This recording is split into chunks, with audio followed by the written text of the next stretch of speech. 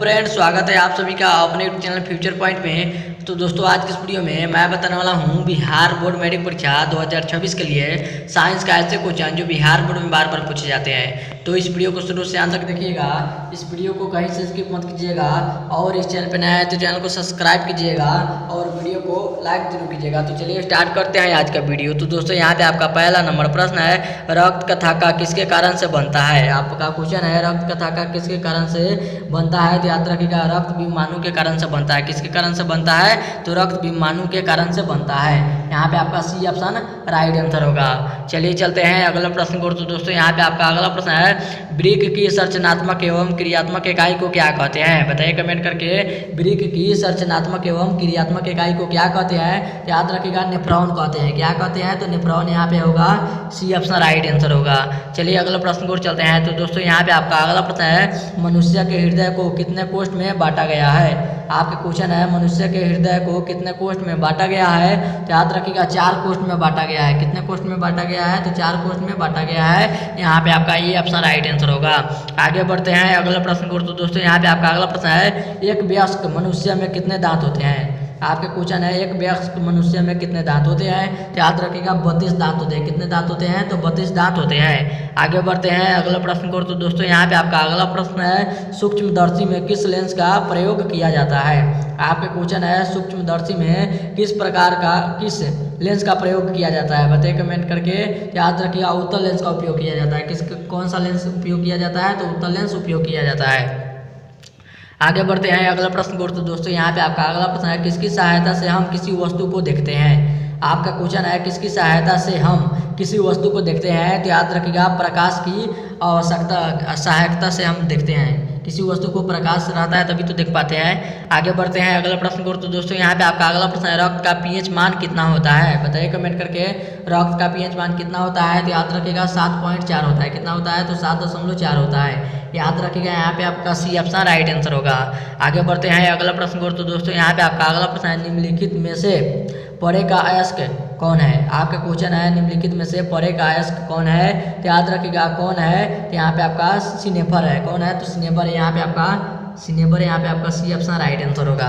आगे बढ़ते हैं अगला प्रश्न को। तो दोस्तों, यहाँ पे आपका अगला प्रश्न है, अधातु के ऑक्साइड कैसे होते हैं। बताइए कमेंट करके, अधातु के ऑक्साइड कैसे होते हैं। तो याद रखिएगा, अम्लीय होते हैं। कैसे होते हैं? तो अम्लीय होते हैं। चलिए अगला प्रश्न को चलते हैं। तो दोस्तों, यहाँ पे आपका अगला प्रश्न है, विद्युत हीटर में किस तार का प्रयोग किया जाता है। आपका क्वेश्चन है, विद्युत हीटर में किस तार का प्रयोग किया जाता है। तो याद रखिएगा, नाइफ्रॉन का किया जाता है। किसका किया जाता है? तो नेफ्रॉन का किया जाता है। यहाँ पे आपका नाइक्रोम है। यहाँ पे आपका नाइक्रोम है, नाइफ्रॉन नहीं है।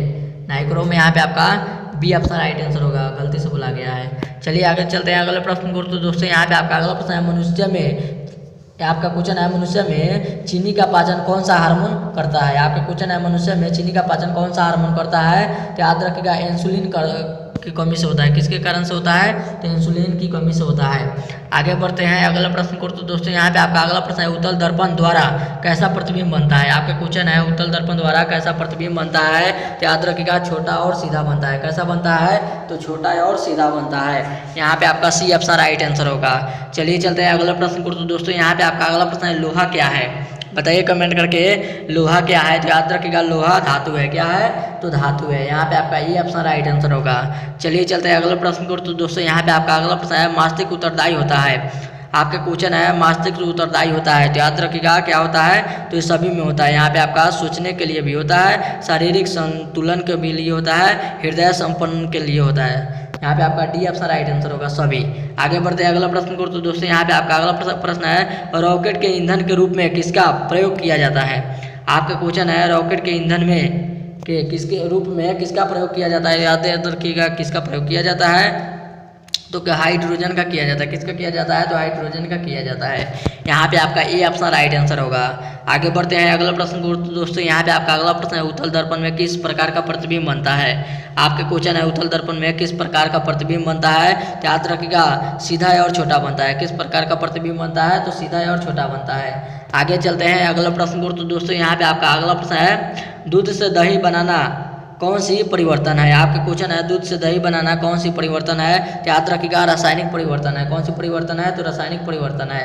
आगे बढ़ते हैं अगला प्रश्न को। तो दोस्तों यहाँ पे आपका अगला प्रश्न है, वह कौन सा अधातु होते हुए भी विद्युत का चालक होता है। आपका क्वेश्चन है वह कौन सा अधातु होते हुए भी विद्युत का चालक होता है, तो याद रखिएगा वो है ग्रेफाइट। क्या है, तो वो ग्रेफाइट है। आगे बढ़ते हैं अगला प्रश्न को। तो दोस्तों यहाँ पे आपका अगला प्रश्न है, आंख का व्यवहार होता है। आपका क्वेश्चन है आंख का व्यवहार होता है, तो याद रखिएगा उत्तल लेंस की तरह होता है। कैसा होता है, तो उत्तल लेंस की तरह होता है। आगे बढ़ते हैं अगला प्रश्न को। तो दोस्तों यहाँ पे आपका अगला प्रश्न है, स्टेनलेस स्टील किसका मिश्र धातु है। आपका क्वेश्चन है स्टेनलेस स्टील किसका मिश्र धातु है, तो याद रखिएगा किसका है, तो लोहा का है। किसका है, तो लोहा का है।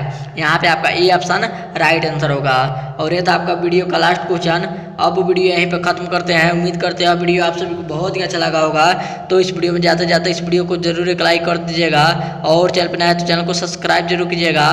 तब तक मिलते हैं अगला वीडियो में, तब तक bye bye, thank you for watching. मिलते हैं अगले वीडियो में।